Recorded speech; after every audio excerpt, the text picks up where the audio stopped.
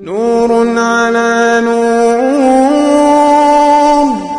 يهدي الله لنوره من يشاء. دوسرے لیلۃ البدر میں یعنی فل مون رات میں یہ جنگ لڑی گئی تھی، اس کے لیے بھی اس کو بدر کہتے ہیں. تو یہ جنگ کے لیے نبی کریم صلی اللہ علیہ وسلم مدینے سے جب نکلے تھے تو آپ کو وہاں تک پہنچنے میں 1 ہفتہ لگے تھے. 1 ہفتے کے بعد وہاں جہاں سینٹر بنایا گیا تھا وہاں پر پہنچے تھے. تو آج کے دن یعنی 8 رمضان کو نبی کریم صلی اللہ علیہ وسلم غزوہ بدر کے لیے نکلے تھے. اور غزوہ بدر کے بارے میں آپ جانتے ہیں یہ اسلام کی ایک بھرپائی تھی، یعنی مسلمانوں کا جو مال لوٹا گیا تھا مکے میں سے، جن کو نکالا گیا تھا، ہجرت کرنے پر مجبور کیا گیا تھا، تو کافروں کو وہ اپنا مال بیچنا چاہتے تھے. انہوں نے کہا خریدیں گے نہیں بلکہ جو کچھ ہے وہ سب چھوڑ کے جاؤ، یعنی تم صرف اپنی جان بچا کے بھاگ سکتے تو بھاگ جاؤ، اور ہم تم کو زندہ بھی نہیں چھوڑیں گے. تو جب ان کا گھر بار سب کچھ لوٹ لیا تھا تو اللہ کے رسول سے ان کے صحابہ نے مدینے میں آ کے شکایت کیا، اللہ کے رسول ہم تو سب کچھ مکے میں چھوڑا، اب تو ہمارے پاس کچھ نہیں ہے، تو ہم کیسے آگے زندگی گزاریں گے، کیسے گزارا کریں گے. تب اللہ کی طرف سے اشارہ دیا گیا کہ اے نبی، یہ ابو سفیان مکے والوں کی جو مال تجارت ہے وہ لے کے شام سے واپس مکہ جا رہے ہیں. تم مسلمانوں کے پاس یہ موقع ہے، آج رات کو یہ لوگ بدر کے پاس سے گزریں گے، لہٰذا تم لوگ وہاں پر پہنچ جاؤ اور اپنی بھرپائی کر لو، یعنی جو تمہارا ان لوگوں نے نقصان کیا لوٹا اس کے بدلے بھی. یاد رکھیے کسی کے اوپر ہم ظلم نہیں کر سکتے، نہ کسی کا مال نہیں لے سکتے، لیکن اگر کسی نے میرا مال چھین لیا، مجھ پر ظلم کیا، میرا گھر لوٹ لیا، میرا سامان لوٹ لیا، تو میرا حق بنتا ہے کہ میں جہاں موقع ملے اپنا مال لے لوں. یہ بدر کی جنگ جو ہے اسی بنا پر تھی. یاد رکھیے فرسٹ جنگ اسلام کا پہلے جنگ یہ ہے. یاد رکھیے اسلام کا سب سے پہلا جنگ جو مدینے میں لڑی گئی وہ جنگ بدر ہے. یہ 2 ہجری میں، یاد رہے گا اس کو 2 ہجری میں. صلوات اللہ صلی علی محمد و آل محمد. اس کے علاوہ آج کی تاریخ میں 8 رمضان کو انجیل کے جو 4 حصے ہیں اس میں سے ایک حصہ بتایا جاتا ہے 8 رمضان کو جناب عیسیٰ نبی پر اللہ نے نازل کیا تھا. یہ 8 رمضان کے 3 مناسبت ہم نے آپ کو بتا دیا. ہم تھوڑا جلدی چل رہے ہیں تاکہ ہم کو بہت آگے بتانا ہے. اب آئیے 9 رمضان میں ایک روایت کے مطابق امام محمد تقی علیہ السلام کی ولادت کی تاریخ ہے، جو ہمارے یہاں بہت کم لوگ جانتے ہیں. کم لوگ عموماً ہم لوگ رجب میں مناتے ہیں ان کی ولادت، لیکن ایک روایت کے مطابق امام تقی علیہ السلام کی ولادت جو ہے وہ 9 رمضان کو ہوئی تھی. اور 9 رمضان کی دوسری جو سب سے بڑی مناسبت ہے کہ جناب یحییٰ ابن زکریا نبی کی ولادت ہوئی تھی مسجد اموی میں. یہ جو یزید کا دربار ہے دمشق میں، جامع اموی کو کہا جاتا ہے، امویوں کی مسجد. تو اس کے اندر جو لوگ وہاں زیارت کے لیے گئے ہیں وہ جانتے ہیں وہاں پر ایک کنواں ہے جس کو ابھی بند کر دیا گیا. واقعہ کربلا کے بعد جو بھی یزید کے دربار میں امام حسین علیہ السلام کے فیور میں حق میں بولتا تھا اس کی گردن اڑا دی جاتی تھا، اس کو اس کنویں میں ڈال دیا جاتا تھا. بعد میں اس کنویں کو بند کر دیا گیا. تو کہتے ہیں وہی مسجد میں کنواں ہے اور وہاں پر وہ جگہ ہے جہاں پر جناب یحییٰ ابن زکریا نبی کو ولادت کے بعد وہ لوگ غسل دیتے ہیں نا، سب ان کے رسموں کے مطابق سب دھرم کو، تو وہ پورا سب بنا ہوا ہے ابھی بھی قدیم. اور اتفاق سے اسی مسجد میں اسی جگہ جناب یحییٰ نبی کو ذبح بھی کیا گیا تھا. یاد ہے جس طرح امام حسین کو ذبح کیا، امام حسین یعنی کی شباہت جو جس نبی سے دی گئی وہ جناب یحییٰ ابن زکریا. جناب یحییٰ ابن زکریا 8 مہینے میں ان کی ولادت ہوئی تھی. اسلام میں یاد رکھیے گا جو لوگ میڈیکل سائنس جانتے ہیں ان سے پوچھے ڈاکٹروں سے 6 مہینے کا بچہ بچ جاتا ہے. 9 مہینے میں ولادت تو یہ نارمل ولادت ہے، 9-10ویں مہینے میں ولادت عام ہے.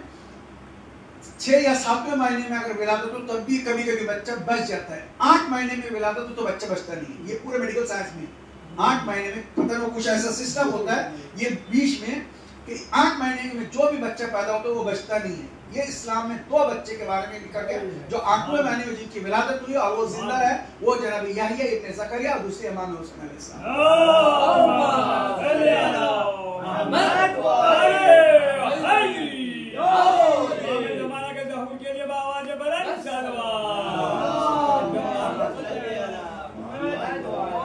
اس چیز کو یاد رکھیں کہ 2 بچہ جو دنیا میں 8ویں مہینے میں جنم لیا اور دونوں زندہ رہے، ایک یحییٰ ابن زکریا نبی اور دوسرے ہمارے آقا مولا امام حسین علیہ السلام.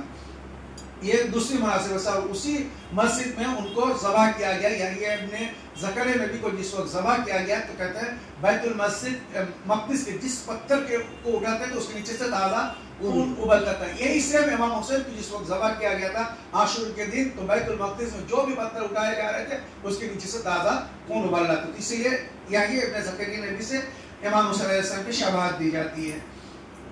اور آج کے دن کی یعنی 9 رمضان کی ایک بہت خاص اور مناسبت ہے، وہ یہ ہے کہ 1225 ہجری 1225 ہجری یعنی آج سے 200 کچھ سال پہلے کی بات ہے. 1225 ہجری میں 8 اکتوبر 1810 عیسوی پڑتا ہے، نجدی وہابیوں نے نجف اشرف پر حملہ کیا تھا مولا علی علیہ السلام کے روضے کو گرانے کے لیے. ان کا کہنا تھا کہ جب تک یہ روزہ رہ گیا، یعنی مولا علی کا روزہ، یہ کہتے تھے یہ شیعوں کا بتقدہ ہے، جب تک یہ روزہ رہے گا. ان کا کہنا ہے کہ شیعہ جو ہے وہ حج پہ نہیں آتے، یعنی پہلے زمانے میں بہت کم حج پہ جاتے تھے، مکہ مدینہ جاتے تھے، لیکن مولا علی کے ہاں کربلا اور نجف سب جاتے تھے. تو کہتے جب تک ہم اس کو گرائیں گے نہیں، یہ لوگ حج پہ نہیں آئیں گے، زیارت پہ نہیں آئیں گے. لہٰذا وہابیوں نے، نجدیوں نے حملہ کیا تھا نجف اشرف کے اوپر مولا علی علیہ السلام کے روزے کو گرانے کے لیے. لیکن کہتے ہیں نا اللہ اپنے ولی کی حفاظت کرتا ہے، اللہ اپنے ولی کے روزے کی حفاظت کرتا ہے، جس کا ذکر سورہ ممتحنہ میں آیا ہے کہ اللہ نے کچھ اصحاب قبر کو اللہ نے حیات آبادی دی. وہ ہم ان کو مردہ سمجھتے ہیں، یعنی دنیا والے وہ ہم اس کو مردہ سمجھتے ہیں. ہم جو یہ زیارت پہ جاتے ہیں تو مردہ سمجھ کے نہیں جاتے ہیں. زیارت مطلب کیا؟ وزٹ کرنا، ملاقات کرنا. آپ کسی مردہ سے ملنے جاؤ گے، آپ سے کہا جائے کہ ہاسپٹل میں مردہ خانے میں مردہ پڑا ہوا، جا کے اس سے مل کے آؤ، آپ دور سے بھاگ جاؤ گے. مردہ سے کوئی ملنے نہیں جاتا ہے. تو ہم جو اپنے اماموں کے روضے پہ جاتے ہیں تو ان کو نہایت طور پر زندہ مانتے ہیں، وہ پردہ لیتے ہیں ان کی زندگی. اور قرآن میں یعنی یہ بھی نہیں کہ ہم اپنی طرف سے بول رہے ہیں، یہ کوئی حدیث ہے. قرآن کہتا ہے وَلَا تَحْسَبَنَّ الَّذِينَ قُتِلُوا فِي سَبِيلِ اللَّهِ أَمْوَاتًا بَلْ أَحْيَاءٌ وَعِندَ رَبِّهِمْ يُرْزَقُونَ. وہ روزی کا کھاتا کون ہے؟ جو زندہ ہے وہی تو کھاتا ہے. کسی مردوں کو آپ کھلا سکتے ہیں؟ قرآن کہتا ہے شہید زندہ، اس کو مردہ مت کرو، وہ اللہ کی طرف سے روزی بھی کھا رہا ہے، روزی بڑھتی ہے، اس کی زندہ ہونے کی دلیل ہے. دوسری آیت میں وَلَكِنْ لَا تَشْعُرُونَ، تم ان کے زندگیوں کو سمجھ نہیں سکتے ہو. تو یہ جو ہم امام کی زیارت کرتے ہو، کہنے کا مطلب آج کی تاریخ میں 9 رمضان کو نجدی وہابیوں نے نجف کے اوپر حملہ کیا تھا، امام رضا علیہ السلام کے روزے کو گرانے لگے. لیکن اللہ نے ایسے مدد کہ ایسا بچایا کہ جس وقت وہ لوگ روزے کو ڈھانے کے لیے بڑھے تھے، یعنی چونکہ گھراؤ کر لیا تھا، ان کے پاس ہتھیار کے سب کچھ تھے اور عراقی ڈر کے مارے سب چلے گئے تھے، یعنی کوئی بھی نہیں تھا. کہتے ہیں اللہ نے غیب سے فرشتوں کو بھیجا اور ایسی اندھی یعنی ہوا چلاتے ہیں. ریگستان ہے، آج تو عمارتیں بنی ہوئی ہیں، آج سے 200-250 سال پہلے عمارتیں وغیرہ کچھ بھی نہیں. تو وہ ریگستانی کہتے ہیں وہ ریتیاں اڑ اڑ کے وہاں کی ریگستانی طوفان جاتے ہیں، بہت بھیانک ہوتا ہے. مشہور میں نے اپنے آنکھوں سے دیکھا ہے، آدمی 10 فٹ آگے نہیں دیکھ سکتا ہے. وہ ریتی جو ہوا میں اٹھتی ہے اس کی وجہ سے. تو ہاں، تو وہ پورے ان کے آنکھوں میں سب چلا گیا اور وہ جو توڑنے جا رہا تھا اپنی جان بچا کے بھاگے، پھر وہ توڑ نہیں سکے. تو کہتے ہیں اس طرح اللہ اپنے ولی کے روزے کی حفاظت کرتا ہے.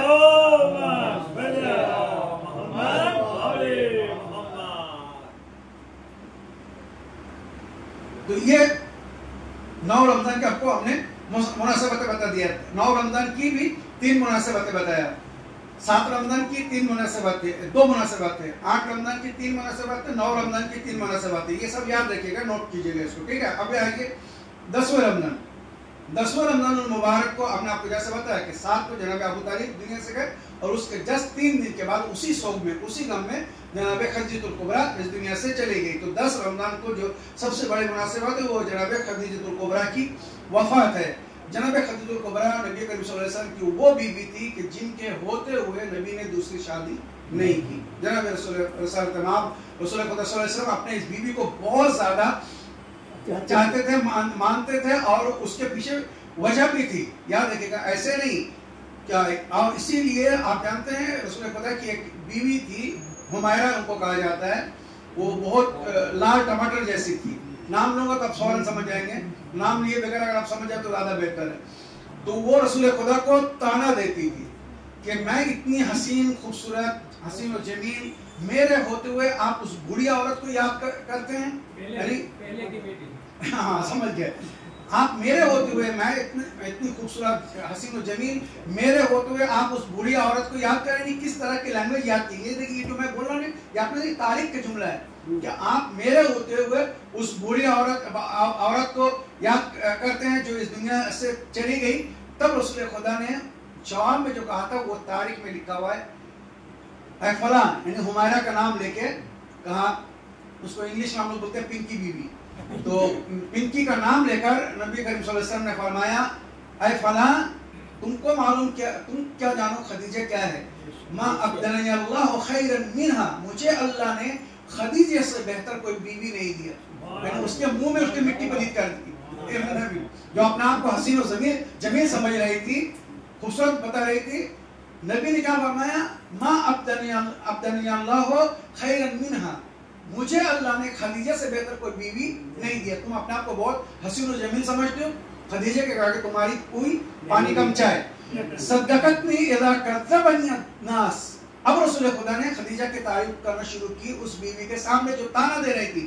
کہتے ہیں خدیجہ وہ عورت ہے صدقتنی اذا کذبنی الناس، اس نے میری اس وقت تصدیق کی جس وقت لوگ مجھے جھٹلا رہے تھے. کوئی مجھے نبی ماننے کو تیار نہیں.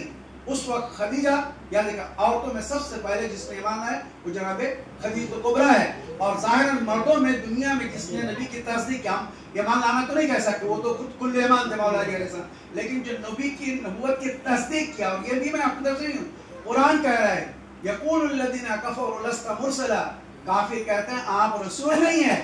قل کفی باللہ شہیدا بینی و بینکم ومن عندہ علم الکتاب. جزاک اللہ. اے رسول کہہ دیجئے ہماری رسالت کے لیے گواہی دینے خدا کافی ہے اور وہ شخص کافی ہے جس کے پاس پورے کتاب کا علم ہو. اور پورے تمام مفسرین نے لکھا وہ شخص جس کے پاس پورے کتاب کا علم تھا وہ امام المبین مولا علی علیہ السلام تھا.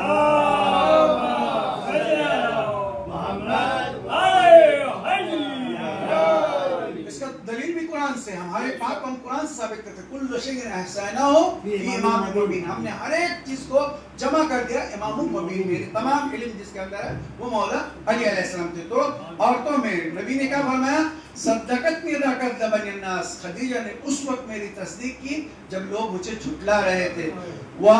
واستنی بمالہا اذا حرمنی الناس، اس وقت خدیجہ نے اپنے دھن دولت سے میری مدد کی، مجھے اپنا سارا مال میرے سپرد کر دیا، میرا حوالہ کر دیا جب لوگ میرا بائیکاٹ کیے ہوئے تھے. آپ جانتے ہیں جناب رسالت مآب کو 3 سال تک شعب ابی طالب میں سوشل بائیکاٹ کیا گیا، یہاں تک کہ دانا پانی بھی پہنچنے نہیں دیتے تھے. یہ تو اللہ کی طرف سے انتظام ہوتا تھا کہ کھانا پانی پہنچ جاتا تھا. وہ شعب ابی طالب کا پورا ہسٹری پڑھیے، یعنی اس قدر کہ اس شخص کا کوئی ساتھ نہ دے. یعنی پورا عرب میں کفار قریش نے یہ آپس میں سمجھوتا کیا قبیلے کے ساتھ طے ہوا کہ جو بھی نبی محمد کے ساتھ کسی طرح رشتہ رکھے گا ہم اس سے رشتہ توڑ لیں گے، اس کو اپنا بیٹی نہیں دیں گے، اس کے پروگرام میں نہیں جائیں گے، اس کو اپنے پروگرام میں نہیں بلائیں گے. اس طرح سے 3 سال تک شعب ابو طالب کے نبی کا بائیکاٹ کیا گیا. تو وہی چیز نبی فرما رہا ہے کہ خدیجہ نے اس وقت اپنے دولت سے مال سے میری مدد کی جب لوگوں نے میرا سماجک بائیکاٹ کر رکھا تھا. یعنی خدیجہ کی دولت اگر اس وقت نہ ہوتی تو شاید نبی اور آل نبی کا جینا مشکل ہو جاتا مکے میں. آپ جانتے ہیں وَرَزَقَنِيَ اللَّهُ. اور آخری جواب کتنا بہترین جواب دیا نبی نے. اے فلاں تم تانا دیتی ہو، وَرَزَقَنِيَ اللَّهُ وَلَدَ مِنْهَا وَلَمْ يَرْزُقْنِ مِنْ غَيْرِهَا. اللہ نے خدیجہ کے ذریعے مجھے نسل عطا کیا. نبی کی نسل جو چلی وہ خدیجہ سے. آپ جانتے ہیں خدیجہ کی بیٹی جناب زہرا فاطمہ اور ان سے پھر یہ نسل سعادت چلی. یعنی نبی کا یہ جملہ ہے، حدیث ہے کہ تمام نبیوں کی ذریت چلی ان کے بیٹوں کے ذریعے، میری ذریت چلے گی میری بیٹی کے ذریعے. تو نبی نے گویا پہلے ہی پیشنگوئی کر دیا کہ مجھے اللہ نے خدیجہ کے ذریعے اولاد دیا اور کسی اور بیوی سے اولاد نہیں دیا. یعنی گویا یہ نبی کی زبان سے پہلے ہی پیشنگوئی جاری ہو گئی تھی کہ تم امید سے مت رہنا. رسالت مآب سوکھے درخت کے نیچے بیٹھ جاتے تھے تو وہ ہرا بھرا ہو جاتا تھا.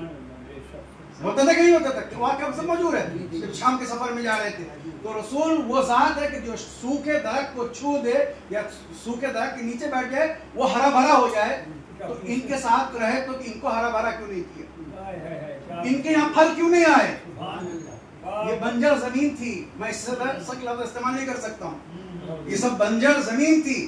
نبی جس سوکھے درخت کے نیچے بیٹھ جاتے تھے وہ ہرا بھرا ہو جاتا تھا، پھل دینے لگتا تھا، پھلدار ہو جاتا تھا. یہ کیسی تھی؟ ابھی ان کو خود سوچنا چاہیے کہ نبی نے ان کو چھوا تک نہیں. جو اصل روایت ہے ہمارے یہاں بزرگان جو کہتے ہیں کہ نبی نے ان کو چھوا تک نہیں، ان کو زبردستی نبی کی زندگی میں ڈال دیا گیا تھا. یہ دو بیویاں تھیں، حفصہ اور عائشہ، دونوں کی بیٹیوں کو زبردستی کہ ایک رشتہ بن جائے اور اسی رشتے کے نتیجے میں ہم جو ہے قریب ہو جائیں اور پھر نبی کے بعد حکومت کریں. یہ ان کا چکر تھا. جی نبی کی اسلام میں واجبات بھی ہے کہ 4-4.5 مہینے میں واجب ہے. ہاں، تو نبی کو دوسری بیوی تھی. نہیں، وہ بیوی کے لیے نہیں میں نے کہا نا نبی نے ان کو حق ہے نا. تو کہنے کہ نبی کریم صلی اللہ علیہ وسلم نے ان دونوں بیویوں کو یعنی عائشہ اور حفصہ کو صرف ایکسپٹ کیا تھا کہ تم ہمارے گھر میں رہ سکتے ہو، ہمارے ساتھ رہ سکتے ہو، لیکن جو چیز میں نہ چاہوں تم ہم سے مطالبہ نہیں کر سکتی. یہ سورہ تحریم آپ پڑھ لیجئے. ان دونوں سورہ تحریم اسی دونوں بیوی کے سلسلے میں ہے کہ یہ لوگ خائن تھی. یہ لوگ اعوذ باللہ آپ جانتے سورہ تحریم کے تفسیر پڑھی ہے. ہاں جی بالکل. ہاں بالکل. اسی لیے نبی ان کو چھونا بھی نہیں چاہتے تھے. یاد رکھیے گا. اور نبی اگر چھو دے تو کیا وہ ہری بھری نہیں ہوتی؟ کہ وہ بچے نہیں جانتی؟ نبی نے پہلے ہی کہہ دیا کہ اللہ نے مجھے خدیجہ کے ذریعے اولاد دیا، نسل دیا، تمہارے ذریعے اللہ نے نسل نہیں دیا. تو یہ جواب تھا جناب رسالت امام کو جناب خدیجہ الکبریٰ کے بارے میں. تو آج 10 رمضان کے ہم جو اتہاس اور کیا نام ہے تاریخ بتا رہے تھے، تو 10 رمضان میں یاد رکھیے گا کہ جناب خدیجہ الکبریٰ اس دنیا سے گئی. اور جناب خدیجہ الکبریٰ کے بارے میں آپ اگر تفصیل سے ہسٹری بتانے جاؤں گا تو ٹائم لگے گا. یہ جو مسلمانوں کے ہاں ایک بات مشہور ہے کہ 3 بیٹیاں تھیں نبی کے، یعنی فاطمہ زہرا کے علاوہ اور بھی 3 بیٹیاں تھیں، وہ خدیجہ کی بیٹیاں تھیں. یہ بالکل جھوٹ ہے. وہ خدیجہ کی بہن حالہ کی بیٹیاں تھیں. جب حالہ اس دنیا سے جا رہی تھی تو اپنے بیٹیوں کو اپنے بہن خدیجہ کے حوالے کیا تھا کہ میرا شوہر تو شاید پہلے ہی گزر گیا یا چھوڑ گیا چلا گیا تھا، تو اے بہن خدیجہ تم میرے بچوں کو پالنا. نبی سے جس وقت شادی ہو رہی تھی، شادی کے موقع پر جناب خدیجہ نے یہ شرط رکھی تھی، اے اللہ کے رسول ان بچوں کے پاس میرے علاوہ کوئی نہیں ہے، میں ان کو سنبھالی ہوئی ہوں، کیا آپ اجازت دیں گے تو ہی میں لے کے آؤں گے اور نہ نہیں. اے اللہ کے رسول کیا مجھے اجازت ہے میں شادی کے بعد ان بیٹیوں کو اپنے ساتھ آپ کے گھر لے آؤں، یعنی سسرال. رسول خدا نے کہا اے خدیجہ اگر وہ تمہاری بیٹیاں ہیں یعنی ظاہرہ دنیا کے نظر میں، تو میں انہیں اپنے بیٹیوں کی طرح پالوں گا. رسول خدا نے، یہ قرآن میں ہے. ان کو قرآن کی زبان میں کہتے ہیں صلوات علی محمد.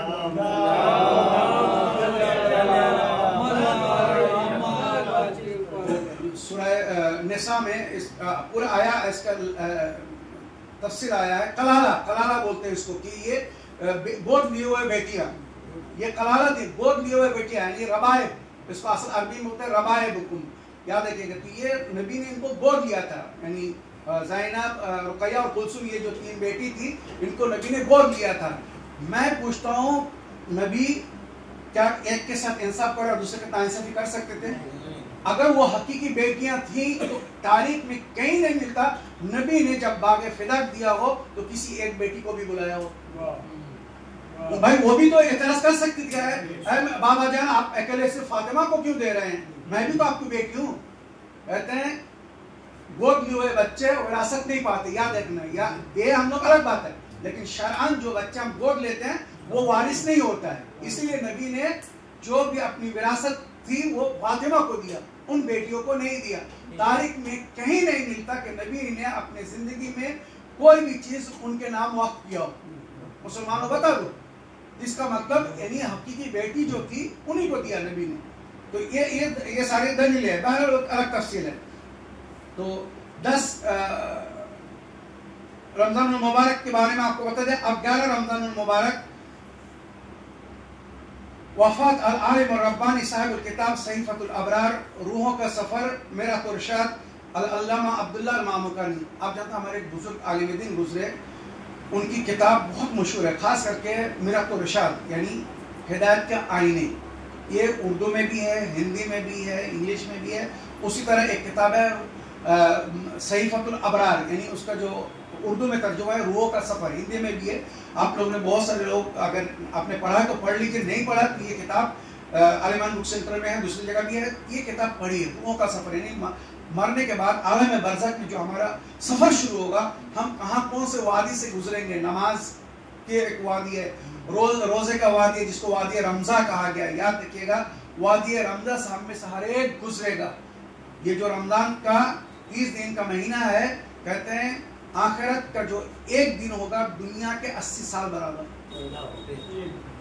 اگر اس میں ہم نے رمضان میں روزہ رکھے، وہاں ہم کو پانی ملے گا. یعنی روزہ رکھا مطلب اپنے پانی کو بچایا، کھانے کو بچایا.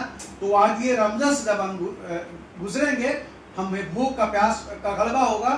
ہمارا جو حاجی ہوگا، جو ہمارے ساتھ دے گا عالم برزخ میں، جب ہم اس سے پاک نہیں مانگیں گے، کھانا مانگیں گے، تو وہ کہے گا لاؤ ڈبہ دو. ہمارے امان نامہ ہمارے گلے میں لٹکا دیا جائے گا. نماز کا ڈبہ، روزے کا ڈبہ، حج کا ڈبہ، ایک سارے نیکیوں کا وہ سیل مہر لگا ہوا ہوگا. یہ صرف ہادی کے علاوہ کوئی نہیں کھول پائے. تو ہادی چیک کرے گا کہ لاؤ تمہارے رمضان والا ڈبہ دیکھتا ہوں. جب رمضان والا ڈبہ وہ کھولے گا اور دیکھے گا اس میں کچھ نہیں ہے، کیونکہ وہ روزہ رکھا نہیں تھا، سارا یہیں سے کھا کے چلا گیا، وہاں بھیجا ہی نہیں. تو وہ کہے گا بھائی تمہارے روزے والے وادی رمضا کے لیے تم نے کچھ نہیں بھیجا، نہ یہاں کھانا ہے نہ پانی ہے، چلتے رہو.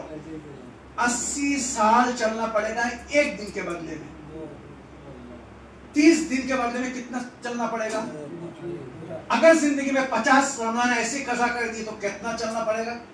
یہ سوچتے ہی رونگٹے کھڑے ہو جاتے ہیں. خدا کی قسم جو لوگ روزہ نہیں رکھتے ان کو ایسے ہی بولو، ایک روزے کے بدلے میں 80 سال.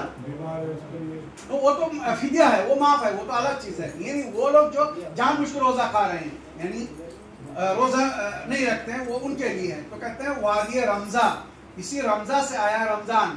اسی لیے کربلا کے میدان کو وادی رمضا کہا جاتا ہے، جہاں ریگستان، بھوک اور پیاس کا میدان. یاد رکھیے گا، تفسیر ہے. تو کہتے ہیں ہمارے اس بزرگ عالم دین نے جو کتاب لکھی روح کا سفر، یہ اور میرات الرشاد، یہ 2 کتاب ضرور پڑھی. واقعا جینے کا سلیقہ بھی آ جائے گا، اور مرنے کے بعد جو ہمارا سفر ہوگا اس کے لیے ہم کو کیا پریپریشن کرنا ہے، کیا تیاری کر کے جانا ہے، وہ اس کتاب کے اندر ایک ایک منزل اتنے اچھے سے سمجھایا گیا جیسا آپ کو لگے گا کہ آپ دنیا سے جا چکے اور آپ کا سفر کر رہے ہیں. اس کتاب کو جب ہم لوگ پڑھتے تھے تو ایسا لگتا ہے ہم کھو جاتے تھے. ہم دنیا میں نہیں ہیں، ہم آخرت کے سفر پڑھنے میں بہت مزہ آتا ہے. وہ کتاب کو پڑھنے میں، روح کا سفر، اس کو پڑھیے. اس کے اوپر فلم بھی بنائی گئی، لوگ اس کو دیکھتے ہوئے ڈرتے ہیں. وہ اس کے اوپر روح کے سفر کے اوپر ایک فلم بھی ہے، اس کو دیکھتے ہوئے ڈرتے. وہ اتنا بھیانک. اس کتاب کو پڑھیے. اس کتاب کا رائٹر آج اس دنیا سے گیا تھا. آپ لوگ اسے اجتماع سے ایک دفعہ سورہ ہم اور 3 مرتبہ سورہ توحید کی تلاوت فرما کر عبداللہ ماموکانی کی روح کو ایک ساتھ فرما. کتنے بندہ آئے گا اپنے پاس ہیں بھائی؟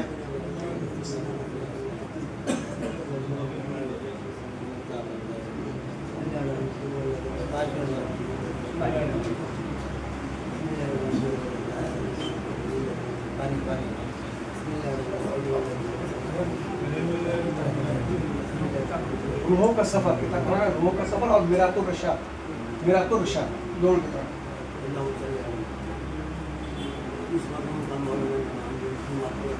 عبداللہ الماموکانی، علامہ عبداللہ الماموکانی. سیم ہے، الگ الگ. ہاں دونوں کتابیں سیم ہے. نہیں الگ ہے. میرات الرشاد یہ زندگی کیسے گزارنی ہے، آداب زندگی اس کے اندر لکھا ہوا ہے. بہت اچھا اخلاقی تو بہترین کتاب ہے. گھر والوں کے ساتھ، دوستوں کے ساتھ، معاشرے میں کیسے جینا ہے، ایک ایک چیز. بہت موٹی کتاب نہیں ہے. اور روح کا سفر وہ تھوڑی سی موٹی ہے، بڑی سفر کی منزلیں ہیں اس میں.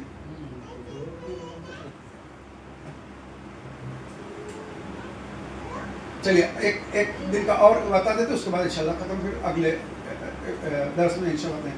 تو آج کا پہلا مناسبت ہے. دوسری مناسبت سن 60 ہجری میں، یاد رکھیے گا 11 رمضان 60 ہجری میں کوفے والوں نے امام حسین کو خط لکھ کر کوفے آنے کی دعوت دی تھی. امام حسین اس وقت مکے میں تھے.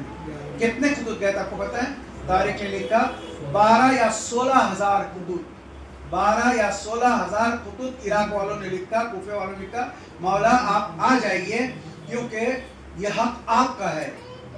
یزید کے باپ کے ساتھ جو امام حسن की सुलह हुई थी उसमें ये तय पाया था, शर्त अव्वल यही थी कि तुम अपने बाद किसी को अपना जानशीन नहीं बनाओगे। अगर तुम्हारे जिंदगी में मैं गुजर गया, इमाम हसन ने इसी तरह शर्त रखी माविया से कि अगर तुम्हारे जिंदगी में मैं गुजर गया तो मेरे बाद, तुम्हारे बाद यह हक मेरे भाई हुसैन का होगा, और अगर मेरे जिंदगी में मेरे रहते हुए तुम गुजर गए तो तुम्हारे बाद दोबारा यह हक मेरा होगा। तुम किसी को अपना नायब, अपना खलीफा नहीं बना सकते। जालिम ने षड्यंत्र करके इमाम हसन को जहर दे दी, क्योंकि उसको पता था कि मैं मरूंगा तो मेरे बाद मेरे बेटे को नहीं मिलेगा, दोबारा ये इमाम हसन को जाएगा। जब ये मरने लगा, कौन? यजीद का बाप, उस वक्त यजीद पास नहीं था, तो उसने अपने बेटे के नाम वसीयत लिखा, बेटा मैंने अपने जिंदगी में जिस से मैं तुम्हारे लिए बैत ले सकता था पैसा देके पैसे से खरीद लिया है, जो पैसे से नहीं माना उसको धमका के, डरा धमका के, तलवार के बलबूते पे बैत ले ली। कुछ ही लोग बचे हैं, उसमें अब्दुर्रहमान इब्न अबू बकर, अब्दुल्ला इब्न जुबैर, अब्दुल्ला इब्न उमर और हुसैन इब्न अली, ये 4 सरकर्दा लोग हैं जिन्होंने तुम्हारी बायत, यानी तुम्हारे लिए जिनसे मैं बायत नहीं ले सका। इनमें से अब्दुल्ला इब्न उमर, अब्दुल्ला इब्न जुबैर और अब्दुर्रहमान इब्न अबू बकर, ये 3 अगर तुम्हारी बायत कर ले तो ठीक है, नहीं कर ले तो इनको छोड़ देना, ये तुम्हारी दुनिया नहीं पलट सकती, तुम्हारे खिलाफ खड़े नहीं होंगे। हुसैन इब्न अली को मत छोड़ना, क्योंकि वसीयत के मुताबिक, सुलहनामा के मुताबिक मेरे बाद ये हक उसका है, लिहाजा अगर तुम हुकूमत करना चाहते हो तुम्हें 2 में से एक काम करने होंगे, या तो हुसैन से बैत लेनी होगी या तो फिर हुसैन को रास्ते से हटाना होगा, और न वो तुम्हारी हुकूमत चलने नहीं देंगे। याद रखिएगा, इसीलिए ये करबला का वाकया पेश आया। उसने फौरन इमाम हुसैन को खत लिखा, सफर में था, वापस आया, बाप के वसीयतनामा पढ़ा, पढ़ते ही उसने इमाम हुसैन के नाम, मदीने में जो गवर्नर था वलीद, उसको खत लिखा कि हुसैन इब्न अली और ये 4 नाम जो हमने आपको बताया, इनसे हमारी बायत ले लो, फला फला फला, अगर बायत न भी करे उनको जाने दो, छोड़ दो, लेकिन हुसैन अगर बायत न करे तो 2 में से एक ऑप्शन, या उससे बायत लो या उसकी गर्दन काट के, सर काट के मेरे पास भेज दो, क्योंकि मेरे हुकूमत के लिए वो खतरा है, मेरी हुकूमत के लिए हुसैन रुकावट है, मैं अपनी हुकूमत के लिए कोई रुकावट को नहीं रखूंगा। याद रखिएगा, इसीलिए इमाम हुसैन अलैहिस्सलाम ने हुर से कहा था, यजीद मेरा बैत चाहता है, मुझे शाम जाने दो, तुम मेरा रास्ता क्यों रोक रहे हो, मैं उसे समझ लेता हूँ। उबैदुल्लाह इब्न ज़ियाद बहुत शातिर इंसान था, उसने हुर से कहा अगर ये दमिश्क पहुंच गए तो हुसैन इब्न अली से जीतने यजीद के बाप की बस की बात नहीं है, उसका बाप मौला अली से नहीं जीत सके तो हुसैन से यजीद कैसे जीतेगा, वो कन्विंस कर लेंगे, वो किसी भी सूरत से यजीद को अपने आगे कन्विंस कर लेंगे, ये जो हमारी आयश इश्शत है सब खत्म हो जाएगी, लिहाजा बेहतर है कि यहीं पे इनके काम तमाम कर दो, हुसैन को यहीं शहीद कर दो ताकि हमारी हुकूमत जारी रहे। याद रखिएगा, ये खुद यजीद ने भी कहा था कि मैंने उबैदुल्लाह इब्न ज़ियाद से खत में लिखा कि अगर हुसैन बैत नहीं करते तो उसको मेरे पास भेज दो, लेकिन इसने कहा कि मशवरा किया, यानी जितने ये सरगना थे, शिमिर बोलिए, उमर साद बोलिए, ये जो सहाबा के बेटे थे, ये सब बड़े बड़े थे, इन लोगों को कहा कि अगर हुसैन दमिश्क पहुंच गए तो हम लोग की इशरत, आयश इशरत सब खत्म हो जाएगा, या हम जो लोग हुकूमत करें सब खत्म हो जाएगा, लिहाजा हुसैन को किसी भी सूरत से जिंदा यजीद के पास नहीं भेजना है, हुसैन को कत्ल कर देना है ताकि हमें इनाम भी मिले और हुकूमत भी हमारी चलती रहे। क्या देखिएगा, तो कहते कूफे वालों ने आज के दिन इमाम हुसैन को खत लिखकर कूफे आने की दावत दी थी।